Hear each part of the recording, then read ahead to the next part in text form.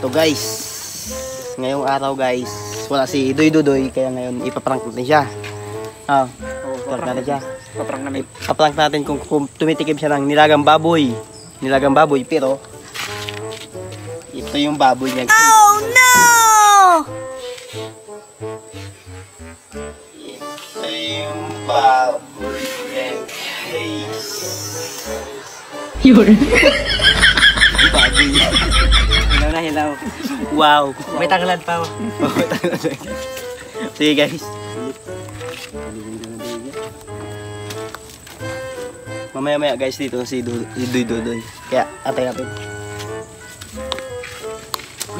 Diyan si Doy Dudoy. Diyan na. Papatikin natin sa kanya. Patikin natin. Hoy, Tingnan mo tignan mo. Ito niya Doy. Tikman mo nga ito kung masarap. Nilagang baboy yan. Siguro masarap ito Kung ulan daw. yan. Abang man. Matabang? Matabang mo kasi. Saan mo? Expert yun eh. Expert ka dyan, diba? Walang iya kayo.